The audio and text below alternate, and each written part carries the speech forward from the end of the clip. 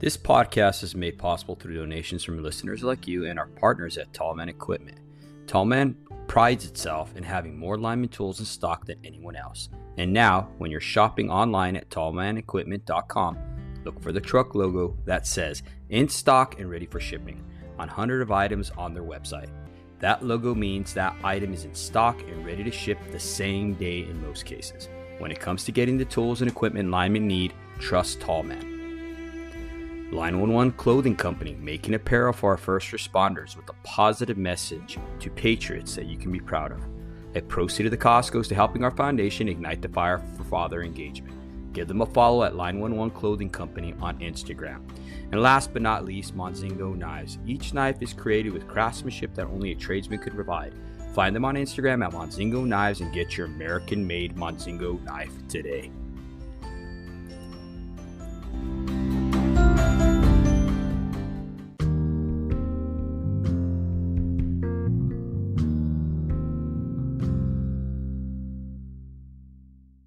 Welcome to Show Up Dad. This is a podcast created for hardworking fathers. At the Show Up Dad, we recognize that fathers providing for their children is certainly important.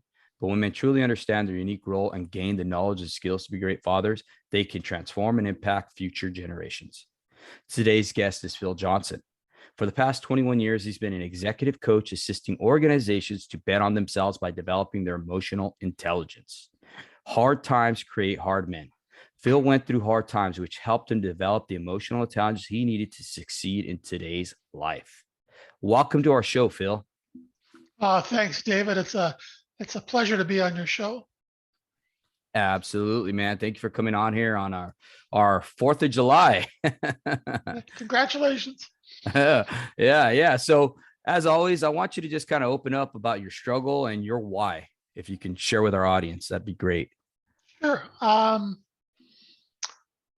So for the last 21 years, I've been an executive coach working with executives and organizations all over the world, helping them to get better results by developing their emotional intelligence. And I think it's critically important for all of us, not just men, but women and everybody, because we're facing a tsunami of change.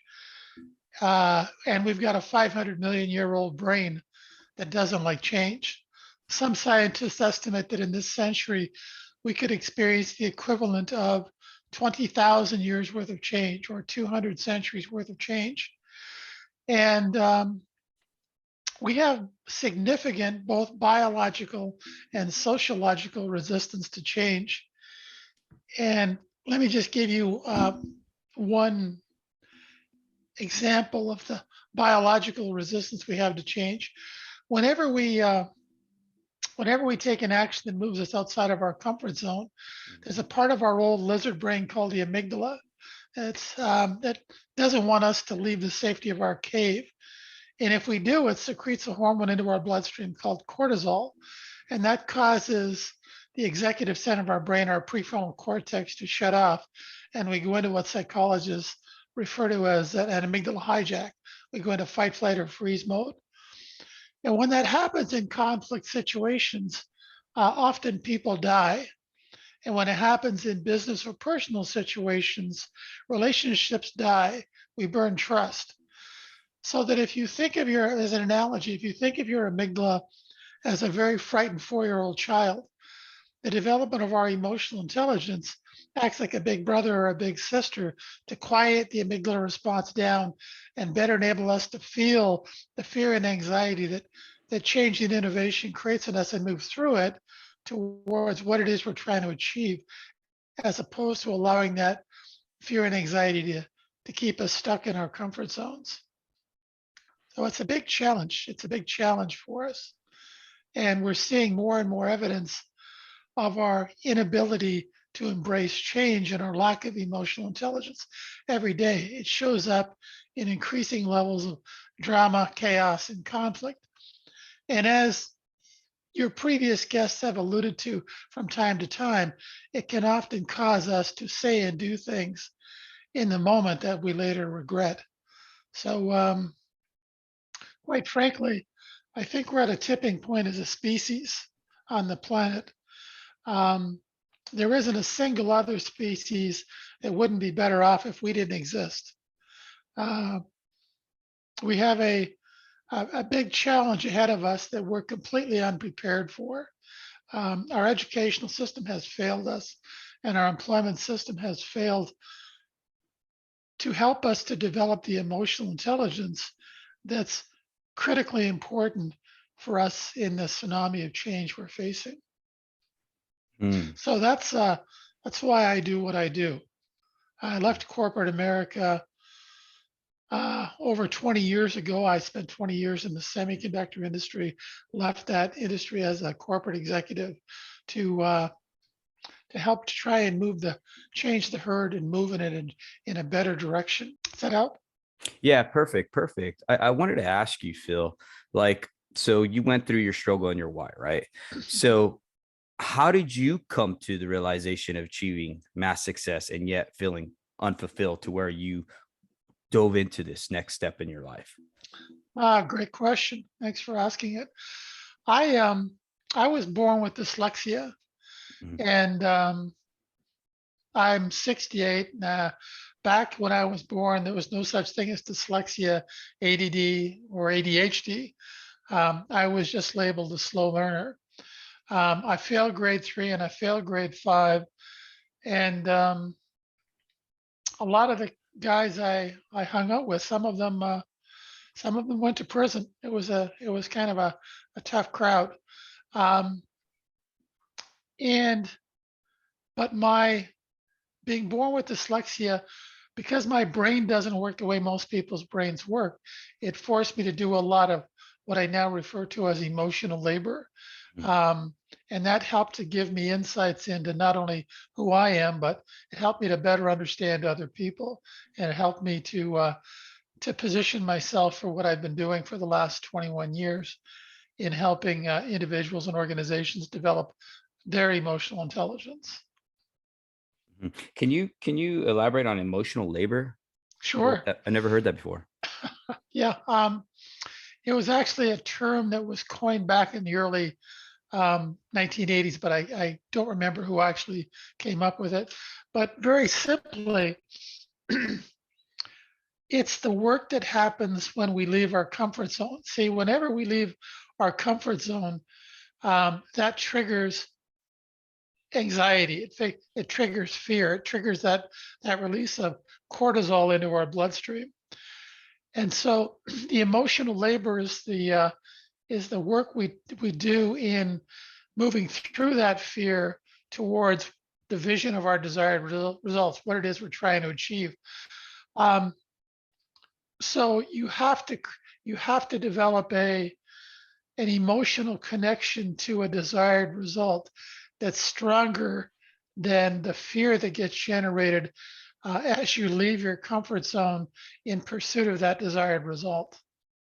So that journey, that effort, Mhm. is called emotional labor. It's a lot like Navy SEAL training for your emotions. Mhm. Um, it helps you to stay in the moment.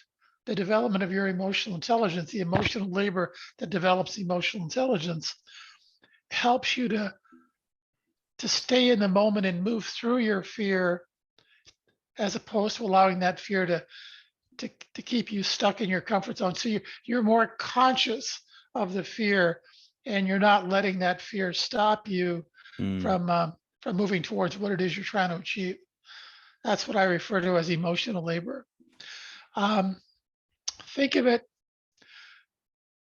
so everybody knows what physical labor is. We go to the gym, we do physical labor, we tear our muscles in order to make them stronger. Yeah.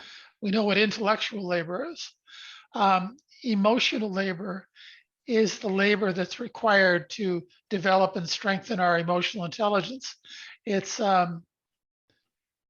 it enables us to be more present and more conscious of what's going on in us and around us. And I can tell you from doing this all over the world for the Mhm. last 21 years, and for much longer personally, it's the hardest work you'll ever do. Mhm. But the ROI far surpasses any other type of work. Mm. I like that. I like that you said that develop and strengthen. Okay. You're present and consciousness. Because I think a lot of times for fathers, it's hard for us to be present, even when we're home. We always have all these different things going on in our head, how we're going to provide, how we're going to protect the next big job, whatever it may be that occupies your space in your mind. You know what I mean? That keeps you from being present with your children.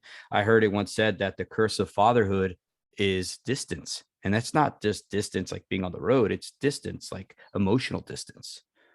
What do you think about that? Yeah, I think that guys, um, we've been socialized and to some degree penalized Hmm. for trying to connect with our emotions. And that's really hurt us. Hmm. That's really hurt our ability to be present um, with with ourselves and with everybody, with Hmm. our kids, with people we work with, people we hang out with. See, all there will ever be is the present moment. Hmm. There is no future moment. There is no past moment. All there will ever be is this present moment. Um, and we share the present moment with everybody on the planet. The present moment is the only time where we can take an action and generate a result. Hmm. And most of us don't live in the present moment. We're trying to get to some mystical future better moment. We're standing in the shower or doing whatever, um, or we're thinking about some past moment, but we're not actually present in the moment. Hmm. Um, so the more present you become Hmm. in the moment, the more influential you become. So if you're not present, if you're listening to if somebody's trying to talk with you or you and you're not present, you're not really hearing them. You're hearing the words, but you're not really listening. Hmm. And that really burns trust. Yeah. So I think that we're a lot of what challenges us is the need to solve problems and generate results. Um, but if that pulls us out of the present moment, then we're really damaging our relationships with other people and with ourselves. Hmm. So, Man, and that goes in everything, every aspect of our lives, from our children, yep, to our spouses, to being a boss at work, to the superintendent of a line company or whatever. If you completely just tune out and not listen to what your people are saying to you, yeah, man, that's just burning those trust bridges. yeah. There's a saying I quote from time to time: "The person most present is Hmm. most influential." Hmm. And see, in order to become present, let me back up a bit. We're only actually conscious about 3 to 5% of the time, Hmm. all of us. The rest of the time, we're relying on our unconscious habits to generate our behavior and our results. But by learning to lower our walls, by learning to become less resistive, judgmental, and attached to outcome, Hmm. by learning to stop giving away our energy to our ego-based fear, um, that enables us to become more present in the moment, and we can generate far greater results. And that's a direct reflection on our level of emotional intelligence. Hmm.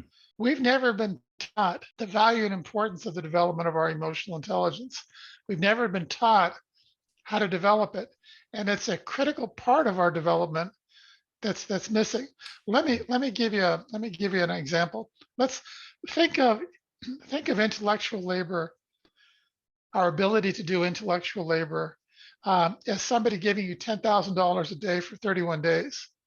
So at the end of 31 days, you've got $310,000. Think of the development of our emotional intelligence as a penny that doubles in value every day. So day one, you've got a penny. Day two, you've got two pennies. Day 31, you've got $10.7 million. Hmm. The point is that it doesn't take any more effort to go from day 30 to day 31 than it did to go from day 1 to day 2. But it's a journey, it's a building process Mm. um, that requires emotional labor. That's the effort required. That's the work required. And by the way, day 40 in this example is over 5 billion. Day 50 is over 5 trillion. So, and UC Stanford Berkeley, Hmm. UC Berkeley did a 40-year doctoral study on IQ versus EQ. Hmm. And they said that EQ was 400% more important in determining success. The development of our emotional intelligence is 400% more valuable in determining personal, career, and corporate success than intellectual intelligence. And quite frankly, I think that number's low. Wow. So the best thing you can do to ensure your success personally, with your family, with everybody you care about, your career, is the development of your emotional intelligence. Bet on yourself by developing your emotional intelligence. The ROI is off the charts. See, the good thing is anybody can develop their emotional intelligence. Not everybody can have an IQ of 160. If you've got a high IQ, you inherited it. Your Hmm. parents had a high IQ, their parents had a high IQ. But everybody can be developing their emotional intelligence, and the ROI is amazing. I'll give you an example of a company that you'll know as soon as I tell you who it is, that's generating over $1 trillion a year in revenue. And their primary hiring focus is on the search for people with above average levels of emotional intelligence. That company's Apple. Mm. That's why when you walk into an Apple store, that energy you feel is an example of a more emotionally intelligent environment. They're not trying to sell you anything. They're trying to understand your pain and, if possible, offer a solution. Whether you buy anything or not is secondary to their desire to want to serve you. They want you to have a great experience. Maybe you'll go tell your friends and they'll tell their friends. So that energy Hmm. is a very different energy than the energy of the stores around it. Mm. The development of emotional intelligence represents the future of organizational development. And just to spin off of that there, Phil, I see that too, because let's say, for instance, at work, no one wants to be around a guy who's miserable, right? That energy that you're talking about, right? No one wants to be around that guy, whether he be a good worker or It's called not. emotional contagion. Hmm. See, if you're not willing to challenge yourself to change, to develop your emotional intelligence, Hmm. the only alternative you have is to try and use some type of position-based power to control and manipulate others, to try and get them to change. And quite frankly, that's what we've been doing Mm. for a very, very, very long time. And it doesn't work. The current level of employee engagement, according to Gallup, worldwide, Hmm. is about 13%. Low levels of employee engagement are costing the US economy alone over $1 trillion a year. And there's almost a one-to-one correlation between the level of employee engagement and the level of customer engagement. So if your employees don't feel engaged, guess what? Neither do your customers. Mm. And that comes right back to the family. If you're not willing to lower your walls, if you're not willing to do the emotional labor of becoming less resistant, judgmental, and attached to outcome, you're actually trying to steal the energy of everybody around you, including family members. Hmm. See, when we give away our energy, it causes us to raise our walls and creates an energy deficit in us that we have to replace by trying to steal energy from others. Hmm. So it causes us to create the drama, chaos, and conflict that we need to feed off of. And it doesn't matter whether it's family members, employees, Hmm. anybody. We're trying to get them to raise their walls and give them our energy. And that's happening all the time. Mm-hmm. And that's by the way, what I'm describing is the energy physics that is at the root cause of all war and drama and chaos everywhere in the world. And the solution, the root cause solution to all drama, chaos, and conflict is the development of our emotional intelligence. It leads to greater awareness and inspirational leadership. So if you want to inspire your kids, if you want to be a better dad, a better husband, a better whatever, Mm-hmm. um, develop your emotional intelligence. Learn to lower your walls and stop giving away your energy. Stop being an energy vampire. Mm-hmm. Man, and I see that too, because there's certain people that you can be around and you're talking to them and they will just drain you. Yeah. Drain you. See, everybody's got a story they're telling themselves, Mm-hmm. an unconscious story they're telling themselves to justify their behavior. Mm-hmm. So if you want to get better results, you've got to change your actions. And that's an experiential process. Um, you've got to learn to stop giving away your energy. I know it's unconscious for the most part, and I'm telling you, it's harder than hell to do. Mm-hmm. I've been working with, I'm believe me, but the ROI is amazing. Mm-hmm. You want to inspire your kids, stop trying to steal their energy. Mm-hmm. You want to have a better relationship with your spouse, stop trying to steal their energy. You want to do better at work, you want to serve better, stop trying to steal people's energy. Stop raising your walls and giving in to your ego-based fear. Mm-hmm. Is it hard? Absolutely. But it's the only chance Mm-hmm. we have of getting better results. We have to break the cycle of fear that's been controlling our lives. Mm-hmm. And it's men, it's men, it's women, it's kids, it's everybody. Mm-hmm. So if we want to be leaders as men, it has to start with us and the development of our emotional intelligence.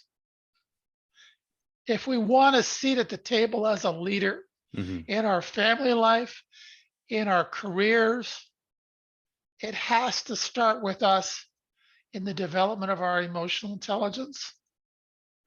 Mm-hmm. I can't The agree with you development of more. our emotional intelligence isn't a solution to the tsunami of change we're facing.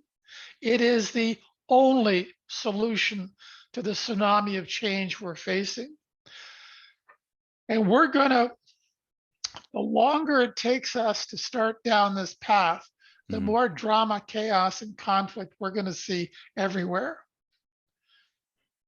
Mark Twain once said, if the only way mankind can learn is through experience, I see no hope for mankind.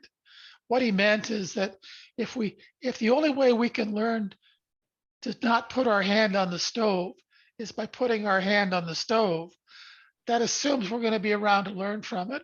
Mm-hmm. And a lot of the challenges we're going to be facing globally, Mm-hmm. you don't get a do-over. You've got to have the emotional intelligence. You've got to have the wisdom to not put your hand on the stove before putting your hand on the stove. We're dealing with accelerating global change. We're dealing with climate change. We're dealing with CRISPR-Cas9 gene editing technology, where a grade 10 high school student can create a gene strain in his or her basement that can wipe out the planet. We're dealing with other pandemics.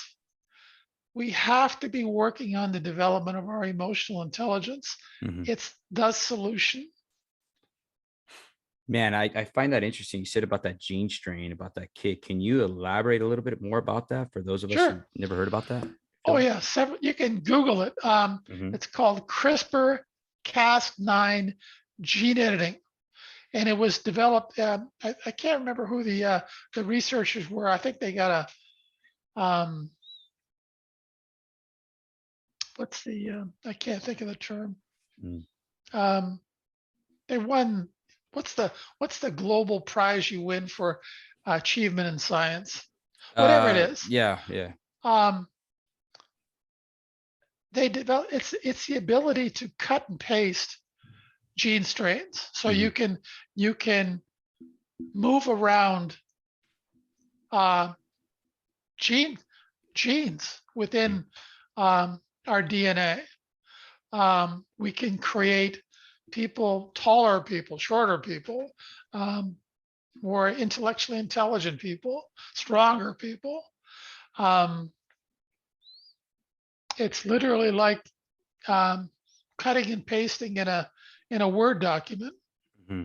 So that was the technology. It was developed several years ago, Man, and a kid and it's developed it. pardon. A kid developed it. Oh no no no Oh, no! It was two scientists. two scientists. Okay. Um, but I'm saying that the technology is very straightforward, Hmm. and it wouldn't take a lot to learn how to do that and Mm. experiment in your basement. Wow. Yeah, I'm looking it up now. It was April 9th, 2021, Journal Cell. Researchers at UC San Francisco and Whitehead Institute described a novel CRISPR-based tool called CRISPR off, which allows scientists to switch off almost any gene in human cells without making a single edit to the genetic code. Yep. Wow. Holy smokes, man, that's crazy. So it's we can make mistakes. I mean, and create a gene strain that creates catastrophic results. Mm-hmm. Mm-hmm. So it's kind of like we're on the Titanic Mm-hmm. and there's about 12 icebergs out there. And we really need to be able to we really need to be developing emotional intelligence Mm-hmm. to be able to navigate our way around them. I agree too, because even Steve Farrar, he's an author who passed away recently. A guy I look to a lot for my development of my emotional intelligence. He said that as fathers, our job is to be that point man to navigate as being a moral compass, right, for our children, for our families, to be able to really guide them through, like you said, the icebergs out there. Yeah, leadership requires us to leave the herd Mm-hmm. in order to lead it in a better direction. It requires us to leave our comfort zone in order to lead others in a better direction. We have to be developing our we develop our leadership, we become inspirational leaders by developing our emotional intelligence. So if we're not doing that first, Mm-hmm. we're not leaders. See, the real test of leadership is followers. Mm-hmm. If you need a title in order to get people to follow you, you're not a leader. And that title can be dad. If your behavior, if your actions don't inspire people to follow your example, you're not a leader. Mm-hmm. So you have to develop the emotional intelligence, the awareness to serve Mm-hmm. as opposed to manipulating control. Mm-hmm. And that comes from learning to stop giving away your energy in the process of developing that emotional intelligence. Mm-hmm. Man, just listening to you talk about that manipulation and control. I came from a household that was like that, and looking back, hindsight's 2020. I see that my household was led by fear. My father had a lot of fears going on in his life. David, the Mm-hmm. whole world is manipulated and controlled by fear. Mm. We live in a toxic environment where Yes. people are constantly unconsciously raising their walls and giving away their energy and simultaneously needing to steal the energy from other people because they're unconsciously giving away their own.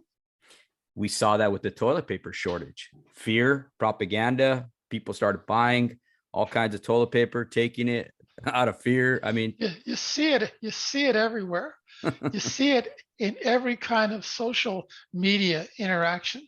mm-hmm. Let me give you an example. They are. Right. So you're unconsciously giving away your energy to the other person to determine how you should feel about yourself, Hmm. right? Yeah. That's what happens in social media all the time. We're falling or we're tripping over ourselves to try and put our best face forward to get people to like us, which is the absolute opposite of authenticity. Hmm. So we're we're giving away our energy. If how I feel about me is based on how you feel about me, Hmm. you're in charge of my life, not me. That's codependency too. Right, right. So Hmm. the other person really doesn't want to be responsible for your life. Hmm. And really, you don't want them to be. So it's a lose lose situation. Man, wow. That's interesting that you brought that up, because me and my wife were just discussing that the other day. When I would come home from being on the road, if she had a hanging face or sad or whatever, something happened, her reaction dictated how I was going to respond to that. And that changed my whole entire demeanor to where now I'm on edge. Now I'm upset, and then I had these expectations that they're going to be happy that I was home. Right. And I see this Yeah. face hanging, and that changed my whole perspective, everything, to where my kids acted like they were walking on eggshells around me. And that's what you're talking about right there. That's that Yep. codependency. Yep. Let me read you something from the NBL program. Mm-hmm. It's a little bit of an exercise for you and for your listeners. Uh, it's called "Stop Defending Your Ego." Mm-hmm. The next time somebody criticizes or blames you, instead of defending your ego, do nothing. Let their remarks simply wash over you. Allow the false self-image your ego has created to remain diminished. Become aware of the uncomfortable feeling this is creating. You have begun the process of separating yourself from your ego. The truth is, you have not been diminished. You are beginning to realize that becoming less, you are actually becoming more. Mm. By becoming vulnerable, you are discovering your invulnerability. The false image your ego has created of who you think you are is gradually being replaced by who you really are. The inspirational, emotionally intelligent leader. Arguing with the present moment only serves to strengthen our ego. We become victims of our egos. Our unwillingness to our unwillingness to let go of our resentments only serves to strengthen our ego-based fears. It is our ego that is harboring those grievances. It always wants us to feel less than or superior to others, but never equal. We need to stop defending our ego. Mm-hmm. See, it's our ego that creates the fear. Mm-hmm. It's our ego that pulls us out of the present moment. Our ego wants us to feel greater than others or less than others, but it never wants us to feel equal to others. Our ego never wants us to be in the present moment. So we Wow. need to stop defending our ego. We need to develop the emotional intelligence to feel the anxiety that our ego creates in us, acknowledge it, and move through it without giving into it. That is the purpose of emotional intelligence. Mm-hmm. Let me also run something else by you. And Okay. I sent you this earlier today. I'm just gonna pull it up real quick. See, every emotion we have Mm-hmm. has a unique frequency associated with it. So when we raise our walls and start giving away our energy, the kind of emotions we feel are anger, shame, guilt, Mm-hmm. grief, fear. But as we learn to lower our walls and stop giving away our energy,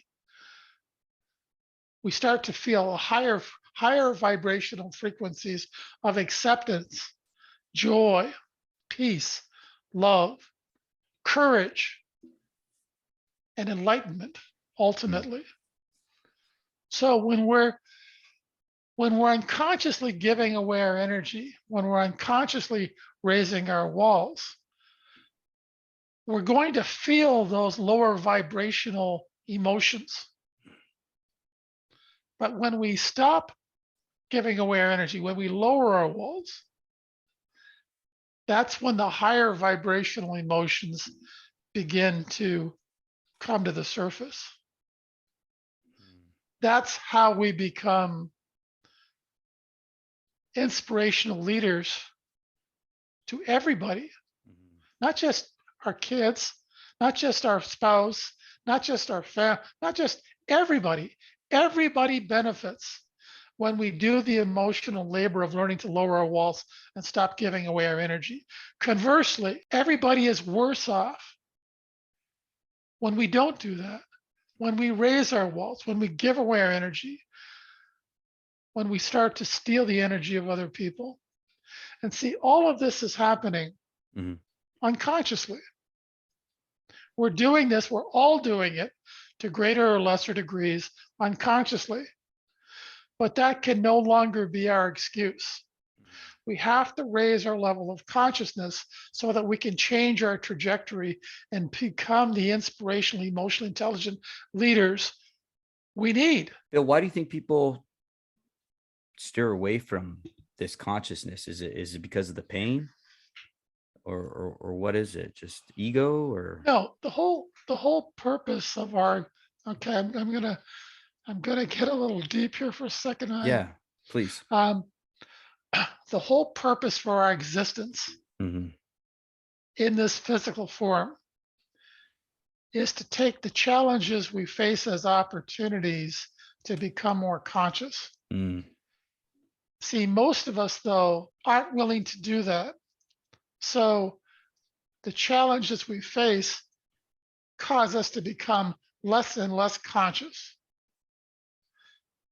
because we allow the fear that's created in us to stop us from moving out of our comfort zone. The reality is that the challenges we face are gifts.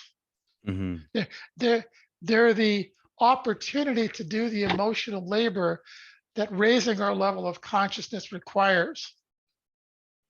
Without those challenges, we wouldn't grow, we wouldn't change.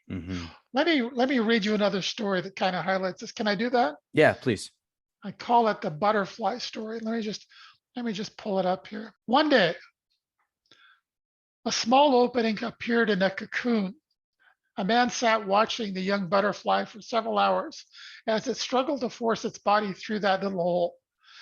It appeared as if it had gotten as far as it could go no further. So the man decided to help it.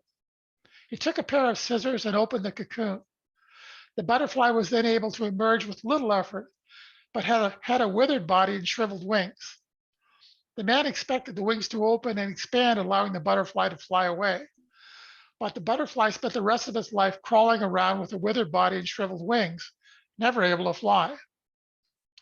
What the man in his kindness did not understand was that the restricting effort of the cocoon and the struggle required for the butterfly to emerge through that tiny opening were nature's way of forcing fluid from the body of the butterfly into its wings so that it would be ready for flight once it had achieved its freedom.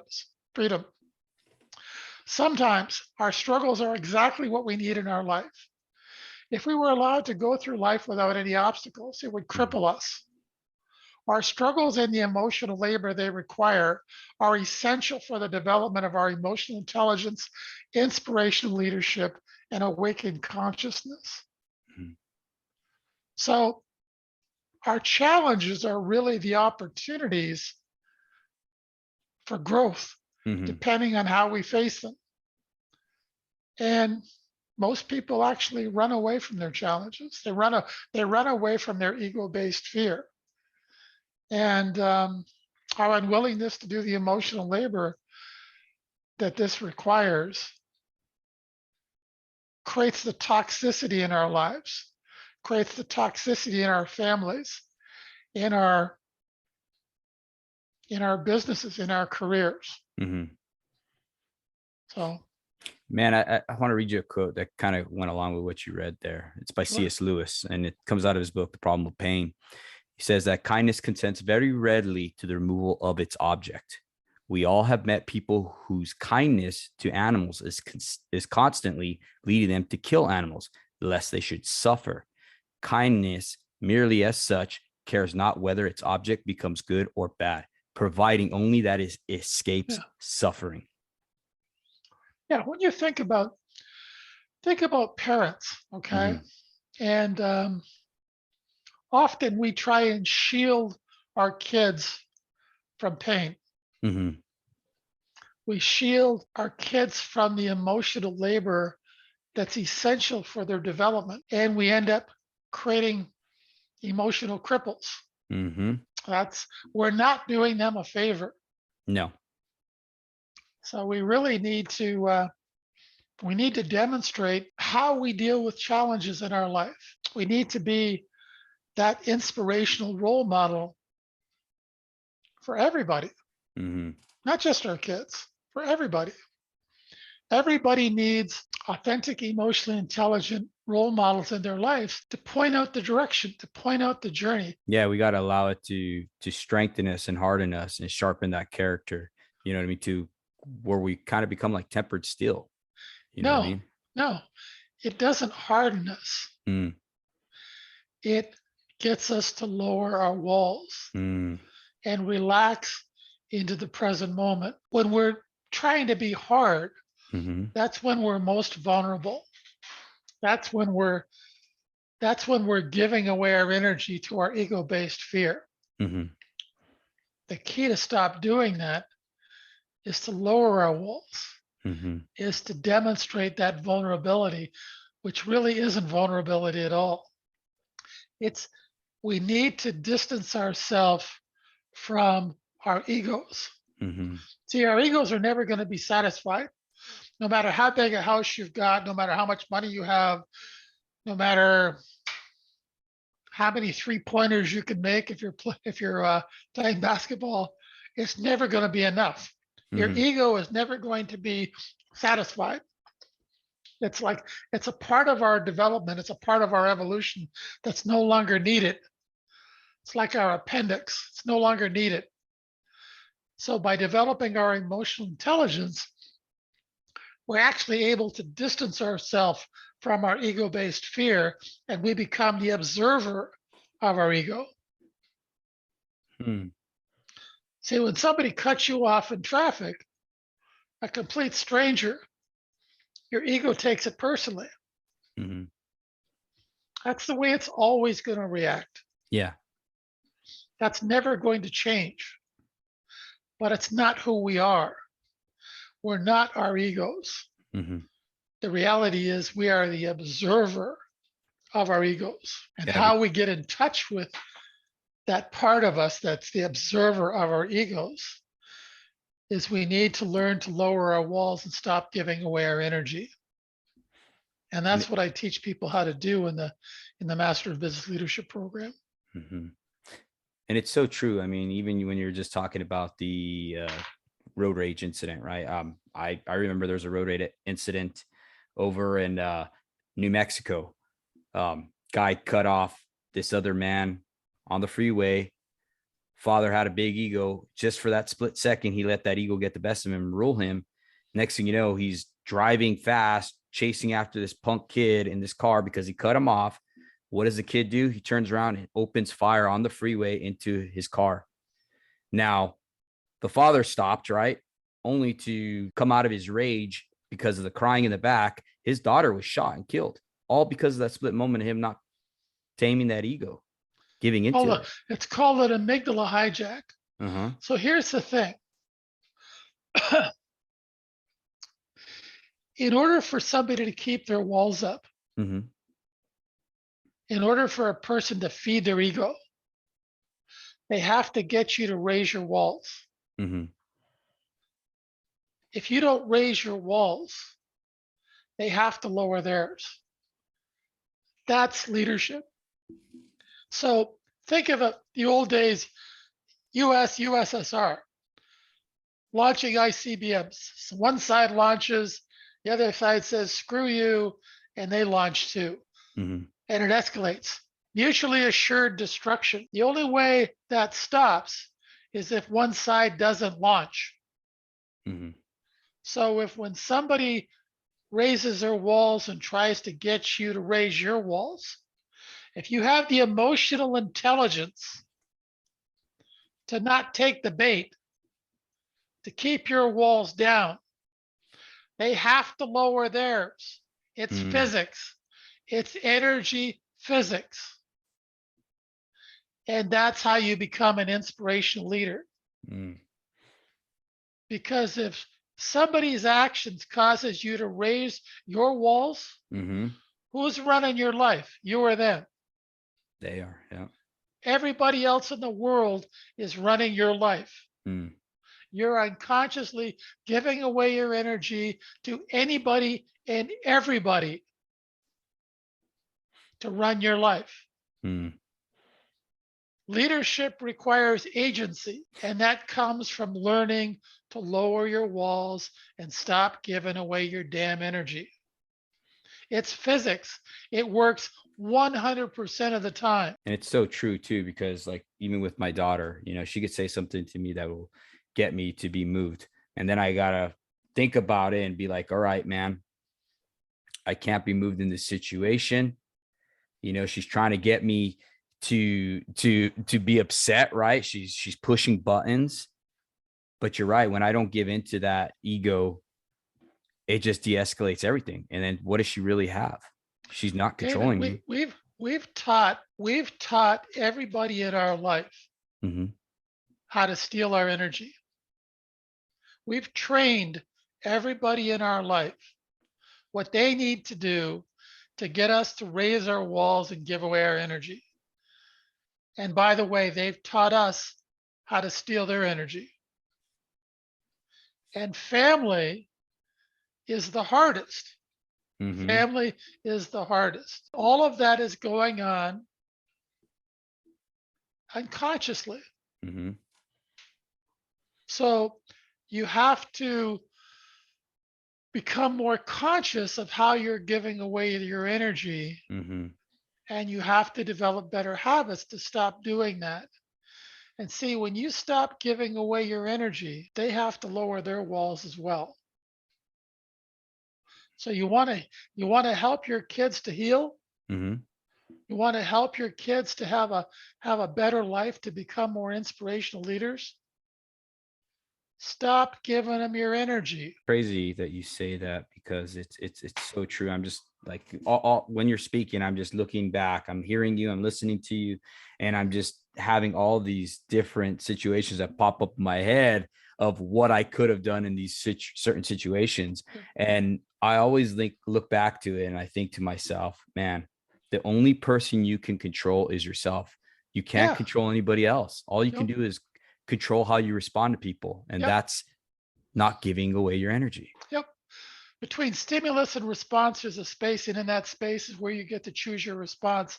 And that our ability to choose how we're going to respond in any situation is our greatest gift and power, Mm-hmm. and determines our results. I want to give you a baseball analogy Okay. um, about this, what we're doing here. I want to talk about the difference between a batter with a 250 batting average versus a batter with a 333 batting average. Mm-hmm. Um, so in an average game, a player comes to bat 4 times. In 3 days, he'll come to bat 12 times. Mm-hmm. A 250 hitter will get 3 hits. A 333 hitter will get one more, get 4 hits. So that extra hit every third day can create an exponential difference in your results. Mm-hmm. You could be making 30 or 40 million dollars a year. You're a franchise player, you're central to the team's success because you only strike out 7 out of 10 times.